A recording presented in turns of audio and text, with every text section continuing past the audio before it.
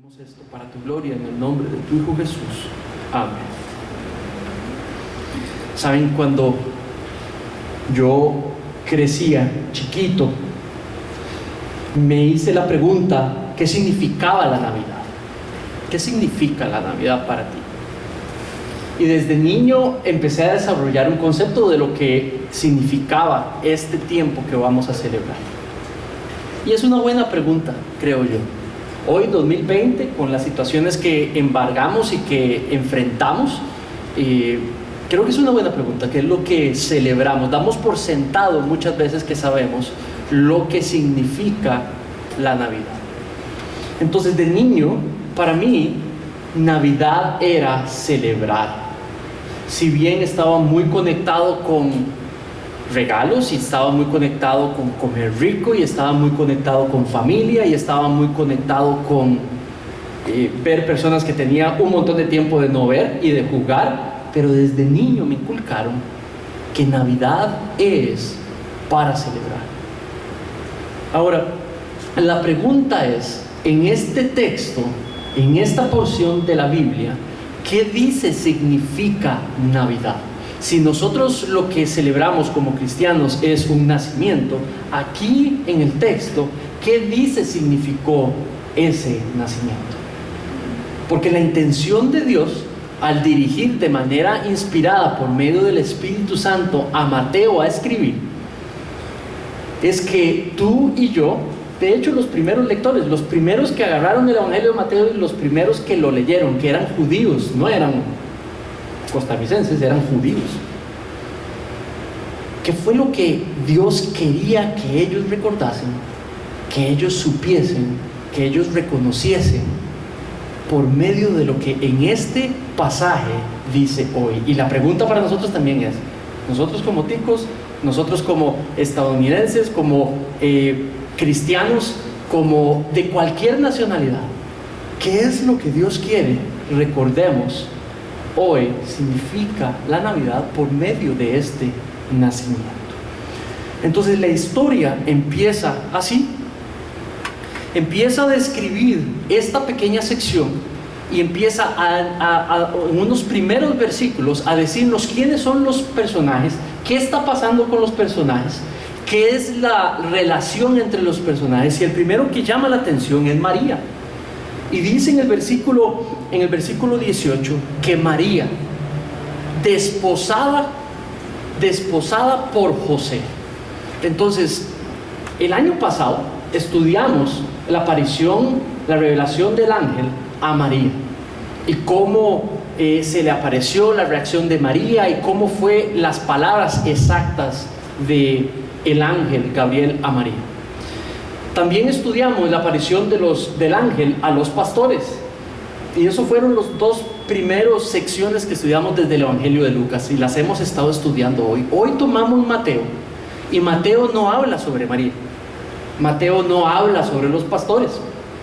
Mateo decide que quiere narrar el tiempo del nacimiento, contando la narración de la aparición del ángel a José, de la aparición, de la guía del Espíritu Santo a los hombres sabios de Oriente cuando llegaron a adorar al pesebre, o digamos al lugar donde estaba el niño.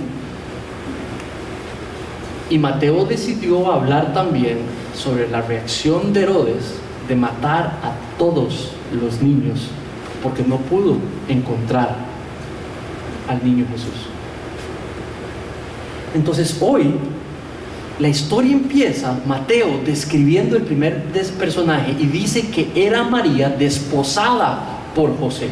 Eso quiere decir que María estaba comprometida. Es un término paralelo a lo que nosotros entendemos por estar comprometido. Pero lo que significa en esos tiempos el compromiso se hacía por un documento legal, era un acto legal el compromiso. Y el compromiso solo se podía quebrar por otro documento legal. Normalmente sucedía un año antes del matrimonio.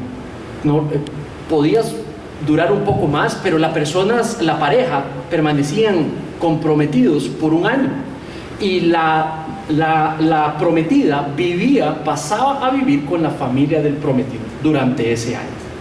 Se hacía una serie de compromisos, no solamente monetarios, sino que sociales, de que se consideraba de hecho a la muchacha de alguna manera esposa ya de el prometido. Otro aspecto interesante es de que podía desposarse una mujer desde posiblemente los 12 años. No sabemos, no hay información como para saber qué edad tiene María, pero posiblemente anda superior los 15, 16, 17, por allí.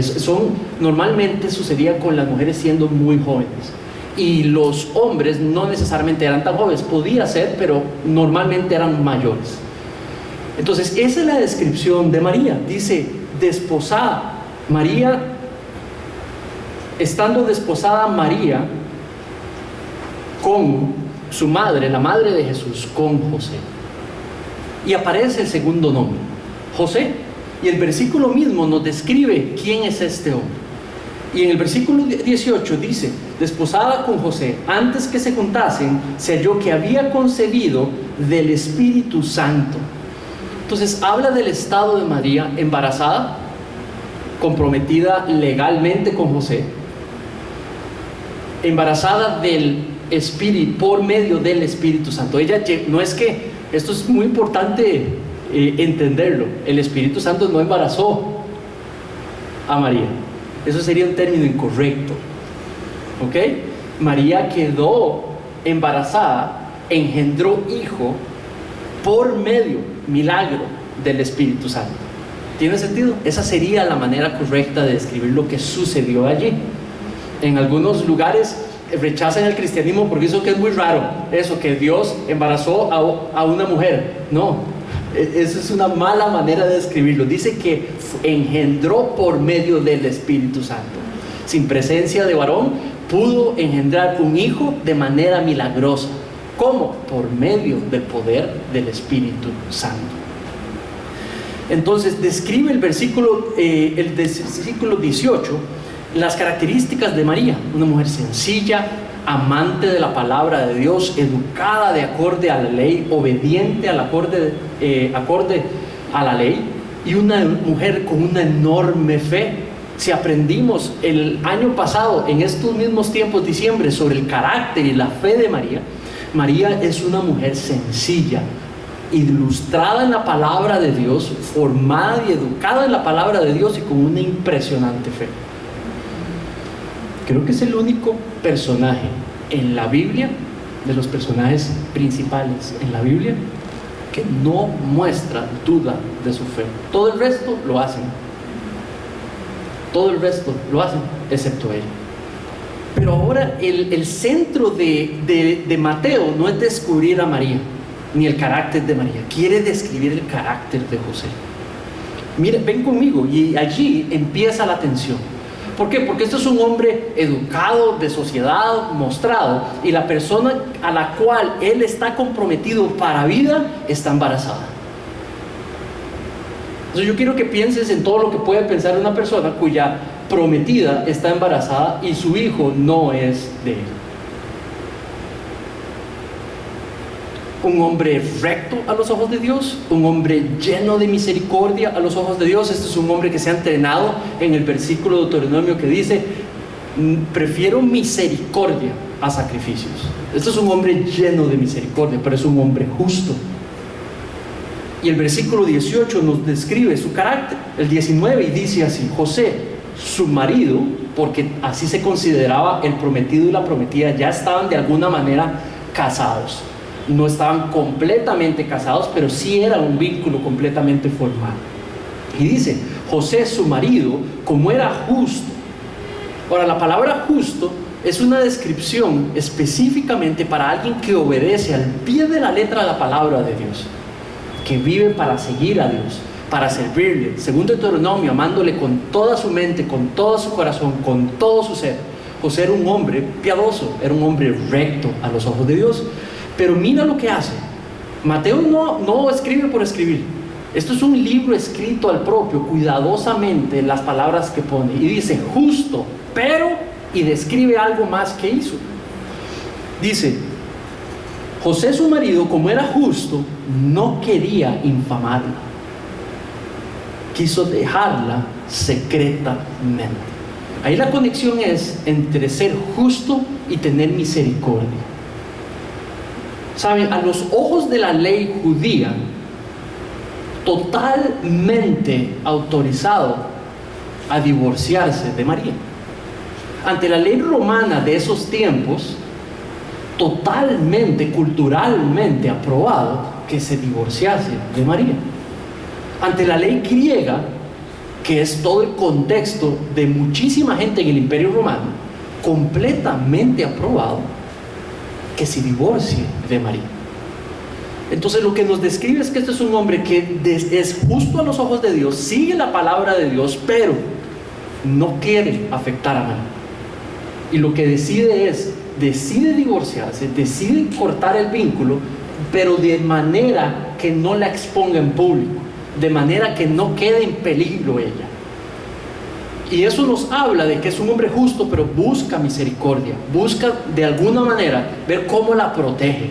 Por supuesto que él está entendiendo, si se quiere divorciar, que María ha cometido adulterio contra él. Si no, no se hubiera querido divorciar. Y es ahí donde está la tensión.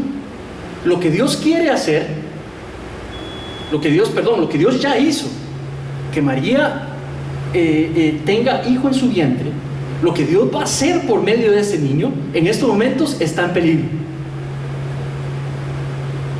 Dice el versículo que él se quiere divorciar.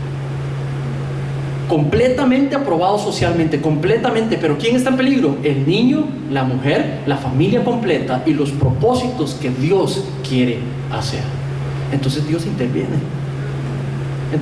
interviene. Dios, soberano sobre todo lo que sucede, Dios interviene. Y la crisis se resuelve por medio de la intervención del Señor. Versículo 20. Y dice: y pensando él en esto, he aquí un ángel. Cuando dice y pensando él en esto, dice que un ángel se le apareció en un sueño. Quiere decir de que en esa noche, antes de ir a dormir, ¿qué estaba pensando José? No puedo hacer esto.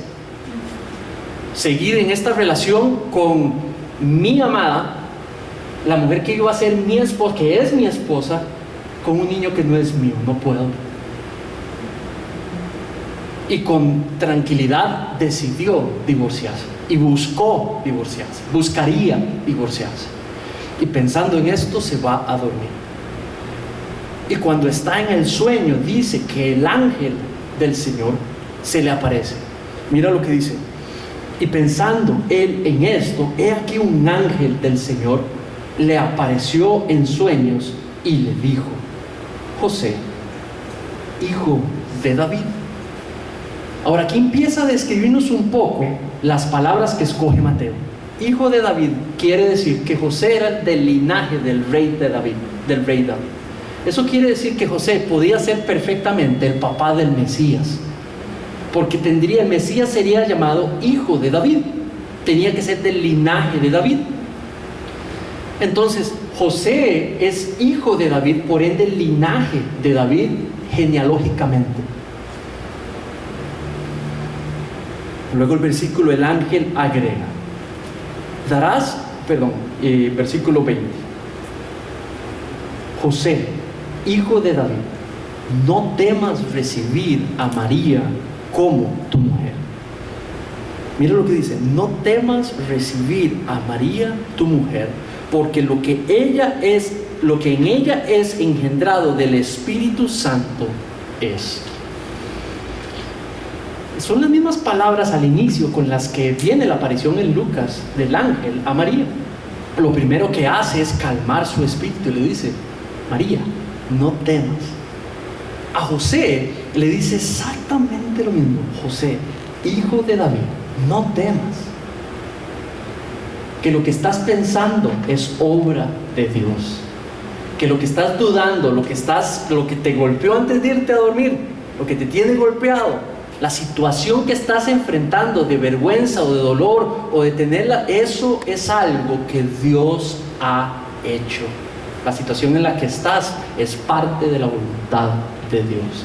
No abandones a María, más bien hazla tu mujer.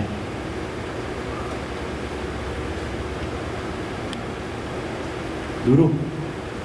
Dice, el ángel del Señor. Interesante porque no dice el ángel Gabriel, ¿verdad? Dice, se le apreció, he aquí un ángel del Señor.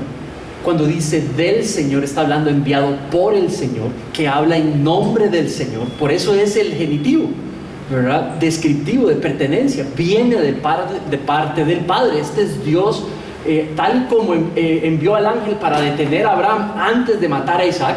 Dios envía al ángel del Señor en el sueño para que José no abandone a María ni al niño y su plan se vea interrumpido. Entonces ahora viene la resolución, viene el pico de la crisis, la tensión lo va a hacer, interviene Dios, se revela en el sueño, le dice no lo hagas. Ahora mira la razón por qué no. Y dice el versículo 21: y dará a luz un hijo y llamarás su nombre Jesús. La palabra Jesús es un nombre que describe un nombre hebreo, y el nombre hebreo es Yehoshua. Esas dos palabras en hebreo lo que significan es la salvación de parte de Dios, que la salvación viene de Dios. Entonces ese es el significado solo por sí de la palabra Jesús, salvación de parte de Dios. Pero luego él dice, y le dice, versículo 20, porque salvará su pueblo de sus pecados. El pueblo iba a morir, el pueblo caminaba muerto, porque por la práctica de sus pecados habían sido separados de la gloria y presencia de Dios. Dios los había disciplinado al pueblo de Israel, constantemente los advirtió, los creó para adorar su nombre, y como nación se fueron completamente y se desviaron, y Dios los castigó. Y Dios hizo que pagasen por sus pecados. Entonces el ofendido hizo un medio para que el ofensor no tenga que pagar por sus pecados, para que su pueblo no tenga que pagar por sus pecados, no tenga que morir para pagar por sus pecados. Y dice, ese niño que está en el vientre de María, hijo de David, es hijo del Altísimo, porque morirá por los pecados de su pueblo. Y esa es la razón número uno que le dice. ¿Por qué no divorciarse de María? Ahora mira la segunda razón. Porque le dice, esta es la razón, porque salvará a su pueblo de sus pecados. Y luego le recuerda algo que para toda persona que estaba leyendo por primera vez el Evangelio de Mateo, que eran judíos, inmediatamente conectaron qué quería decir y por qué dice los siguientes versículos. Mira, dice, y dará a luz un hijo, llamará su nombre Jesús, porque él salvará a su pueblo de sus pecados. Todo esto aconteció para que se cumpla lo dicho por el Señor por medio del profeta, cuando él dijo, he aquí, una virgen concebirá y dará a luz un hijo, y llamarás a su nombre Emmanuel, que traducido significa Dios es con nosotros. Entonces el Evangelio de Mateo fue escrito para personas judías, un grupo específico, al cual Mateo escribe todo lo que mostró nuestro Señor Jesucristo, lo puso en escrito y esto lo envió a este grupo de judíos. Los judíos tenían una característica, que los niños eran entrenados en las historias bíblicas, en toda la palabra de Dios desde muy chiquitos. Entonces había una historia que nunca se le iba a olvidar a ningún niño, y mucho menos al crecer y llegar a la adultez. Y es la historia de cómo Dios salva a Israel por medio del profeta Isaías de dos enormes ejércitos que lo tenían completamente sitiado, el rey y todo el pueblo llenos de temor, porque estaban completamente sitiados por estos dos enormes ejércitos, donde triplicaban el número del ejército de Judá, y estaban prestos para aniquilarlos. De hecho, Isaías 7 describe, de los primeros 7 versículos, cómo los reyes hablaban: nos vamos a repartir estas secciones, las mujeres, los niños, todo lo vamos a despedazar y nos vamos a apropiar de todo. Y describe cómo Acaz, el rey, estaba increíblemente estresado, increíblemente constringido, porque era el final del reino de Judá. Quiero que se imaginen, ven ahí esos valles, ven ahí las montañas detrás mío. Entonces quiero que se imaginen 2 enormes ejércitos sitiando todo el valle central, donde no entra nadie ni sale nadie, donde hay asesinatos todos los días por gente que trataba de escapar para salvarse. Un sitio, era una situación tremendamente horrible. Entonces Dios escucha el temor de su pueblo y envía a su profeta. Y describe Isaías 7 que Isaías viene donde Acaz y le dice, Acaz, así literalmente le dice: Acaz, dice el Señor que no tienes por qué tener miedo. Escuchando los tambores día y noche para generar el miedo en el sitio, eso es lo que hacían, con los instrumentos y demás, generaban ruido para que la gente ni siquiera pudiese dormir. Y Isaías se presenta frente a él y le dice: Acaz, el Señor dice que no tienes nada por qué tener miedo. Inmediatamente le dice: dice el Señor que si quisieras una señal para probarte que lo que te estoy diciendo es verdad. Entonces Acaz le dice: no, ¿quién soy yo para probar a Dios?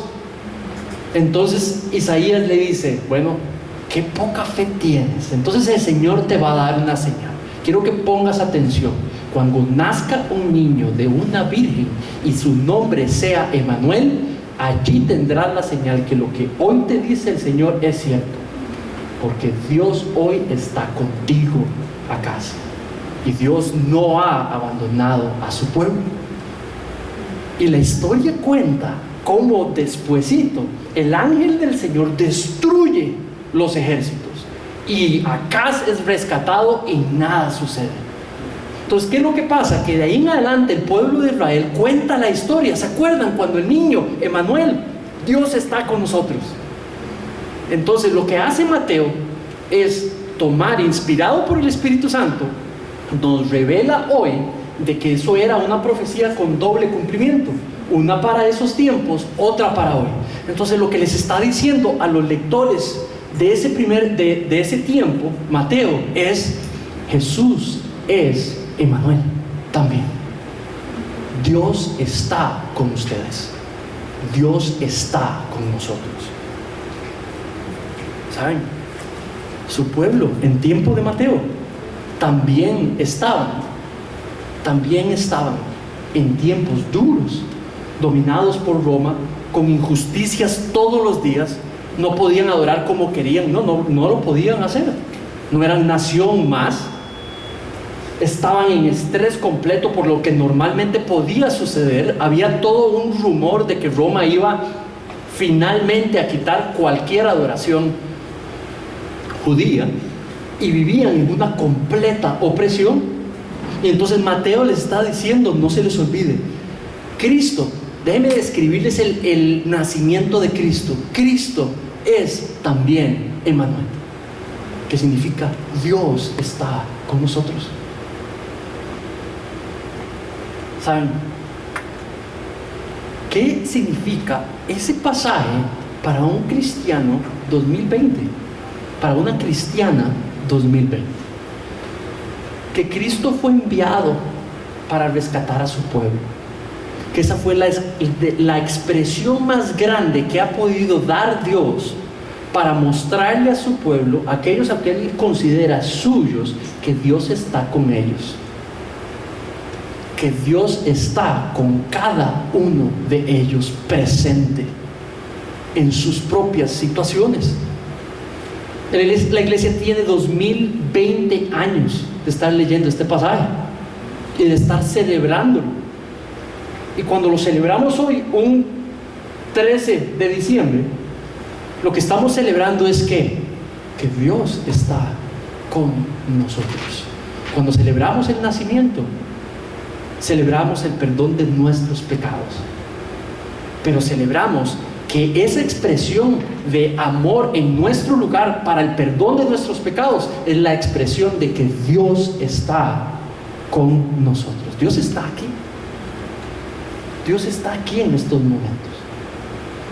Saben, desde niño me enseñaron una canción que normalmente lo que significaba era que Dios está en un lugar. Yo vengo de un contexto católico y hay unas 3 canciones que, aunque por 20 y pico de años fui instruido en el catolicismo, hay 3 canciones que nunca se me van a olvidar. Hay una de ellas, y ahorita la voy a compartir con ustedes, una de ellas que siempre me recordaba que Dios está aquí. Ahora, en ese tiempo de niño me enseñaron a que era un lugar donde estaba. Y los que tienen el mismo contexto mío, tal vez pueda que se recuerden de esa canción. La canción dice: Dios está aquí, tan cierto como el aire que respiro, tan cierto como en la mañana se levanta el sol, tan cierto como cuando le hablo Él me puede oír. Jesús está aquí, tan cierto como el aire que respiro, tan cierto como en la mañana se levanta el sol, tan cierto como cuando le hablo Él me puede oír. La iglesia 2020 está en una situación dura. El mundo entero vive una situación dura. ¿Sabe? Ayer veía la cantidad de familias costarricenses que hoy, en diciembre, papá no va a estar, o mamá no va a estar, o abuelita no va a estar. Y no tenemos un número inmenso. Y ustedes ven en Estados Unidos, o ven en Italia, o ven en otros países, y los números son impresionantes. En Costa Rica hay un porcentaje de personas que van a enfrentar la Navidad hoy con una enorme incertidumbre monetaria, social, que no saben qué van a hacer. La incertidumbre y el estrés agobia a la iglesia hoy, y la no iglesia también. Yo creo que Dios escribió este texto para que esos judíos que estaban bajo ese estrés se recordasen que Dios estaba con ellos ese día, que Dios estaba en ellos, con ellos, y que Dios es por ellos, no para cumplir sus deseos, pero cuando dice por ellos es porque se mueve por medio de sus propósitos y los lleva hacia una vida que le trae gloria a Él. Y ese es el estado donde el cristiano y la cristiana pueden encontrar gozo verdadero, donde Dios se glorifique en sus áreas y en cada cosa que hace, no importa qué. Y yo creo, sin temor a equivocarme, que hoy el mensaje, la intención es que tú en esta mañana, en tu situación personal, te recuerdes que Dios está contigo, que murió en tu lugar para pagar por tus pecados. Cuando pones tu fe en Cristo para tu salvación, por el perdón de tus pecados, gozas de la bendición de vivir como un hombre y una mujer perdonado y perdonada, justificada por la fe, con el Espíritu morando en ellos, como hijo e hija de Dios, enfrentando sus situaciones, como un padre que le cuida, no solamente como un padre, pero como un pastor que le importa cada uno de sus hijos y de sus hijas. Y esa es la Navidad que enfrentamos hoy. Esa es la Navidad que tú enfrentas hoy, independientemente de tus circunstancias. Dios está aquí y Dios está contigo. Saben, esto es Mateo 1. En Mateo 28 vuelve a decir algo parecido. Dice: vayan y hagan discípulos de todas las naciones. Vayan bautizándoles en el nombre del Padre, del Hijo y del Espíritu Santo. Enséñeles todo lo que les he enseñado a guardar. Esto es Jesús en persona. Y he aquí que yo estaré con ustedes hasta el fin de los tiempos. Esta promesa no es vayan y ahí yo los vigilo desde aquí. Esto es vayan y yo voy con ustedes. Yo estaré con ustedes hasta el fin de los tiempos. Mateo es consistente con la idea de que Dios está presente. La presencia de Dios se goza en medio de las circunstancias y dice que está aquí. Tan cierto como el agua que bebemos, tan cierto como el aire que respiramos, Dios está con nosotros, su pueblo, por gracia, pero lo está. Amén. Amén.